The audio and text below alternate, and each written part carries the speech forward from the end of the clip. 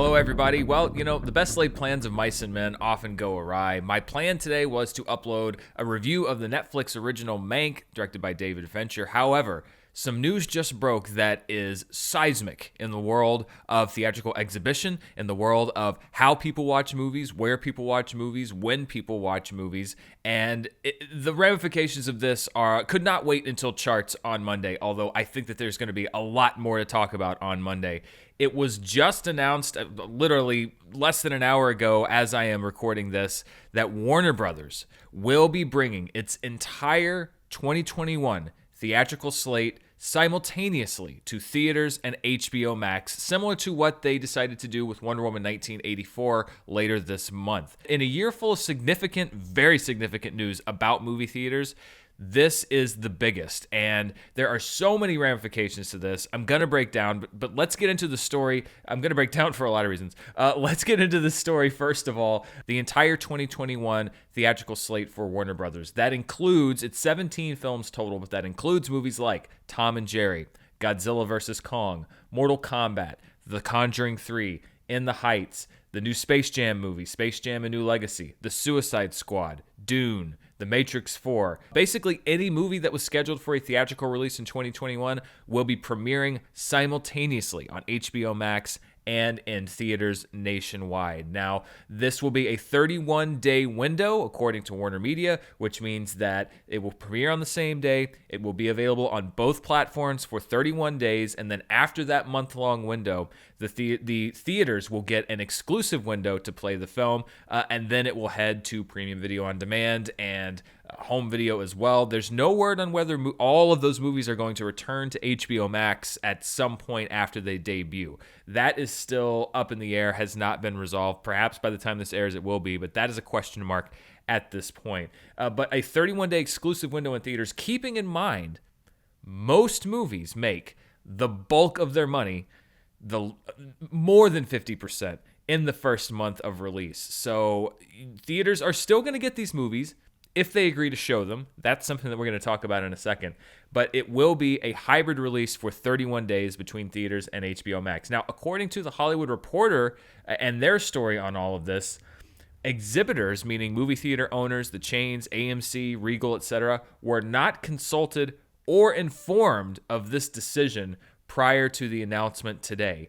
Also, it reports that some of the partners that Warner Brothers works with, such as Legendary, which has Godzilla vs. Kong, were not informed or consulted about this decision. Now, that's a very important thing to note, because if you'll remember back at the beginning of this pandemic, I'm going to say 8 years ago, AMC went absolutely nuclear because Universal, after they released Trolls World Tour on PVOD and in theaters simultaneously, said that they were going to do that model for future releases. AMC fired off this huge letter that said, this is unacceptable. You cannot unilaterally make that kind of decision. We will never show your movies. We are boycotting your movies because you have to come to us before you make decisions like that. Now, eventually they worked out a deal. As a matter of fact, AMC was the first major theater chain here in the US to work out a deal with the studio where Universal can shorten the windows in exchange for revenue on the premium video on demand. That was the trade-off. However, it does not appear that that is the deal with HBO Max and any of the theater chains. First of all, that HBO Max and Warner Media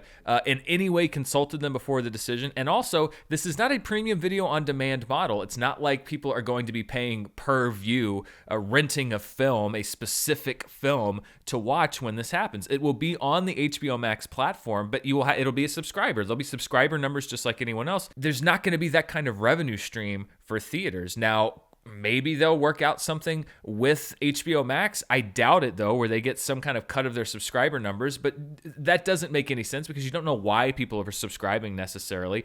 Perhaps they will work out a deal where theaters will get a bigger chunk of the box office and less will go to the studio. But when you're taking that much money out of the box office, potentially by putting it on HBO Max, I think that's not much consolation that, oh, well, you'll get a bigger share of what's left. But how much have you taken out in order to do this? So the precedent has been set from AMC that any kind of unilateral decision from a studio to pull a movie out of theaters or to put it on any kind of on-demand simultaneously results in a boycott from AMC to say, we will not show your movies. Is that going to happen here? That we don't know. I imagine there's going to be more on that story that will develop later today that we can talk about in the next few days. The next shoe to drop is what exhibitors are going to say about this and whether they have no leverage here. That's the sad thing. They need these movies. And I think that Warner Media knows that theaters need these movies. They're going to need that revenue when people go back to the movies. Now, this is what Warner Brothers and Warner Media have said. They've said that this is a model that was created in response to the global pandemic and what's happening. They've said that this is a 2021 model only, that this will only apply to 2021, that this will not apply going forward to 2022. But I want to tell a little story. Back in my Honest Trailer days, when we started working, we used to do them every 2 weeks. And we were asked by the company we worked for at one point, as a stunt for the summer, to do it once a week, just for the summer months. And then we'd go back to doing them once every other week because we said, well, we kind of like to do them every other week because we get to put a little more work into them. And they said, yeah, just for the summer. Well, it worked because we got a lot more views. So after that summer, that just for the summer event became an every week event. And from then on, Honest Trailers was a weekly series. So I know that Warner Media is saying like, oh, this is just for 2021. If it starts making them a lot of money, of course it's not going to be just for 2021. Of course it's not going to be just... That's what they said about Wonder Woman. They said this is specific to Wonder Woman in these circumstances. And they're like, oh, and also all of our other movies going into next year. If it doesn't work, then sure, it's going to be a just for 2021 plan. If it makes them a buttload of money, then of course it's not going to be just a 2021 plan. So I don't put a whole lot of stock into Warner Media saying this is just for 2021 because that's really just their way of saying we're going to try this out. And if it's a disaster, we can sort of hide behind this concept that, well, it was just a one-year plan. So let's get a little bit into what some of the executives at Warner Brothers and Warner Media are saying about this deal. Carolyn Blackwood, the chief operating officer of WB, says, quote, "This is a temporary 2021 plan. We have to support exhibition with the product. We don't think we're changing the economics of these movies any more than the pandemic has. We're adding another interval and period for revenue with HBO Max." Well, we have to support exhibition with the product. I think I would say that's true. But the idea, we don't think we're changing the economics of these movies any more than the pandemic has. That is true in the sense of right now. That is definitely true. The pandemic is what has shut down the box office. However, when you're talking about doing this for all of 2021, when there is going to be a vaccine that rolls out starting soon, now, how long that will take, anybody's guess.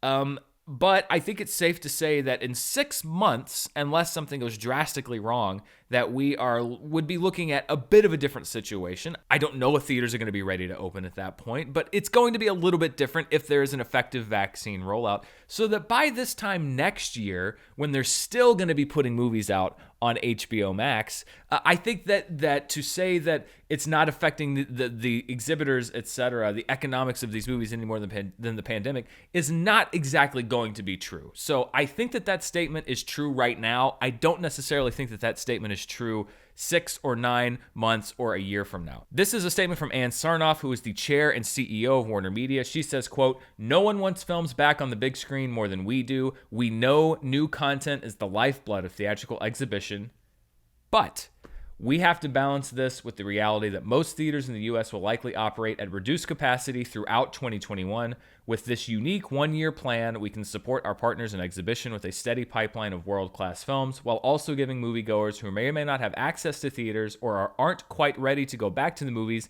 the chance to see our amazing 2021 films." And again, I think that there is some efficacy to that statement for the first half of the year. But I also think that by putting everything in 2021 on HBO Max ahead of time, and we're talking about late year releases, things like Dune that are slated for the later half of the year, I do think that you're making a bit of a jump to say that theaters are going to be closed or at reduced capacity, that people are not going to be able to go. I think that they are disguising a corporate move a little bit here behind the pandemic a little bit. I think the pandemic is definitely to blame for the overall situation that we're in, but I think they really are putting an experiment of we have the opportunity to try out a new exhibition model that could potentially, if we are getting all of these people paying us monthly subscription fees, and we don't have to pay 50 to 60% of our income from these movies out to exhibitors, we could potentially make a lot of money here, and now they have a chance to do it. I don't mean to be so suspicious of corporations, but I'm kind of suspicious of corporations, and I gave a lot of them the benefit of the doubt in the early days of this pandemic, but I don't believe that this is just health-related, and I don't believe this is just pandemic-related. I think this is a corporate strategy. They want people to subscribe to HBO Max, and they want them to subscribe now, and this is a way to get people to do that. As a matter of fact, this was brought to my attention by a couple of my Twitter followers today, actually just prior to this news breaking. HBO Max has eliminated, in most cases, unless it is some kind of special offer, the free trial.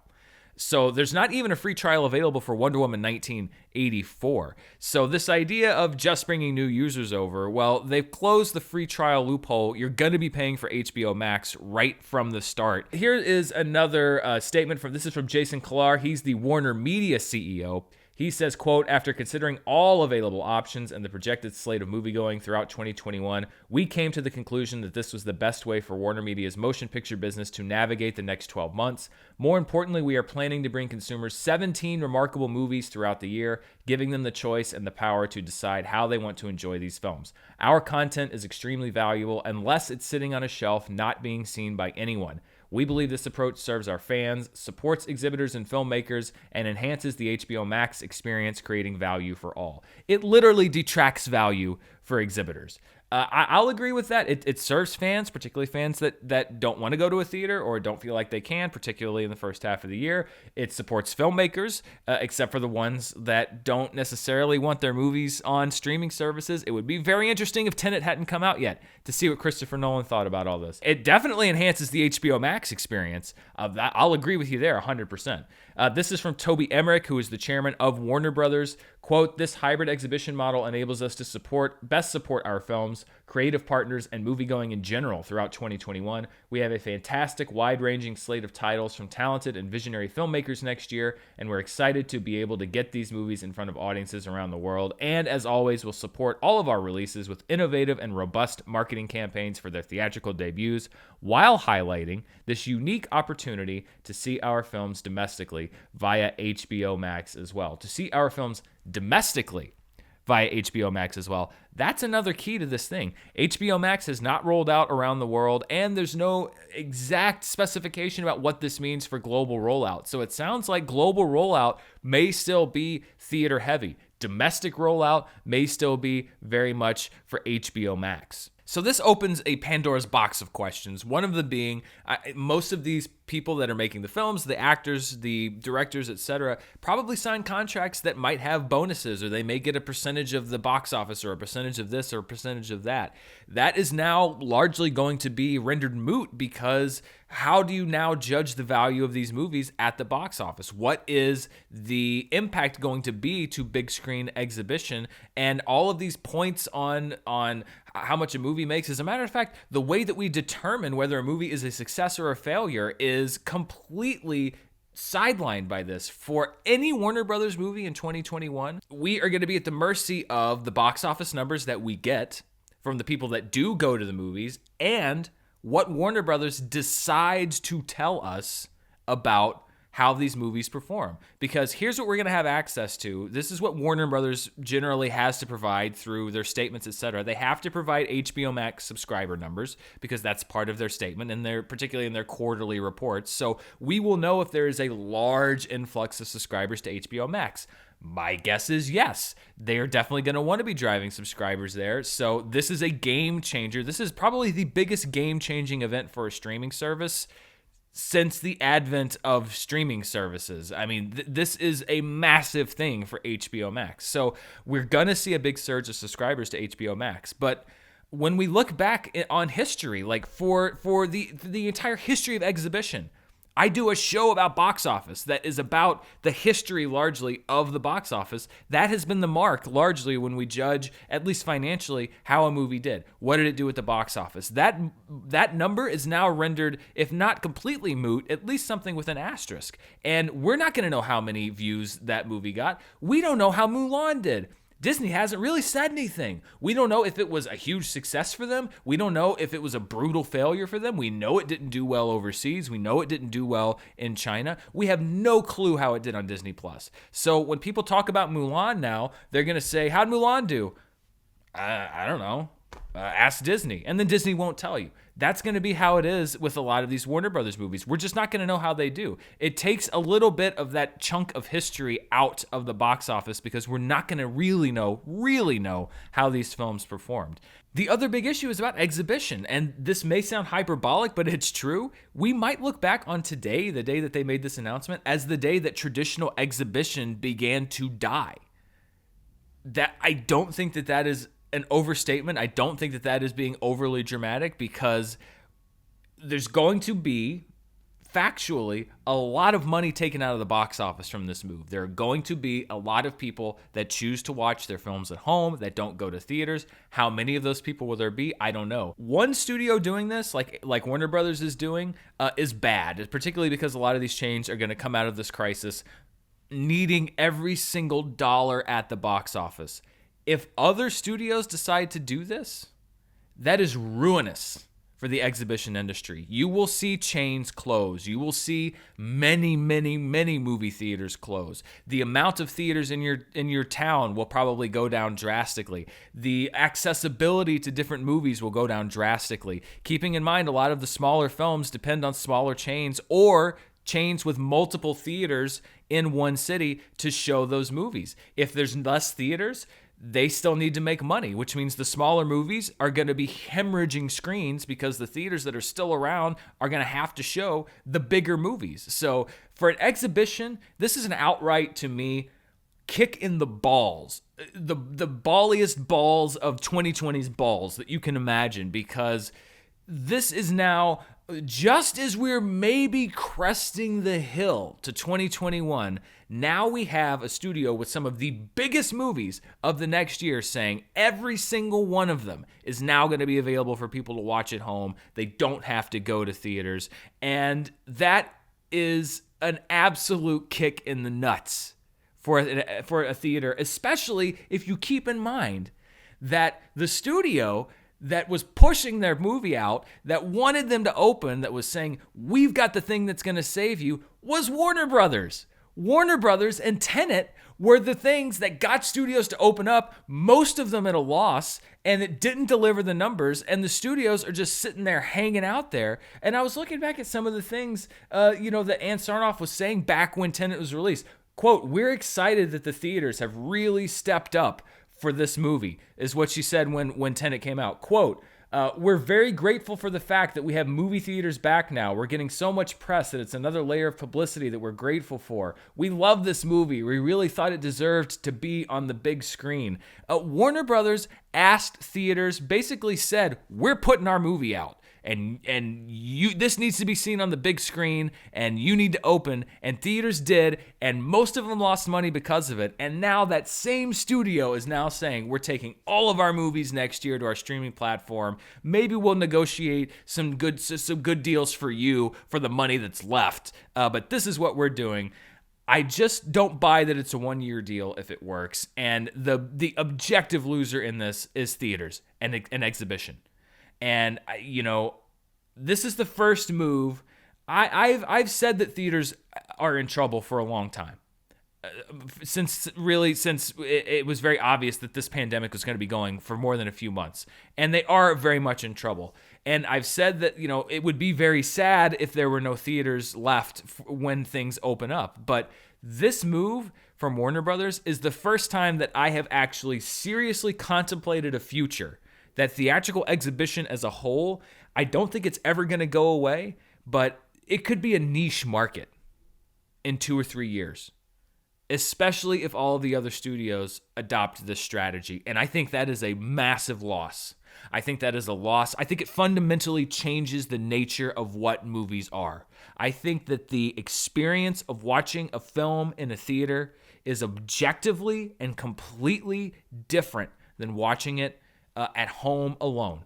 And I understand short-term plays because we are in a tough situation and you got to be safe, and you do want to provide access to your films for people to watch, because it does bring a lot of people joy and hope, particularly when there's no end in sight.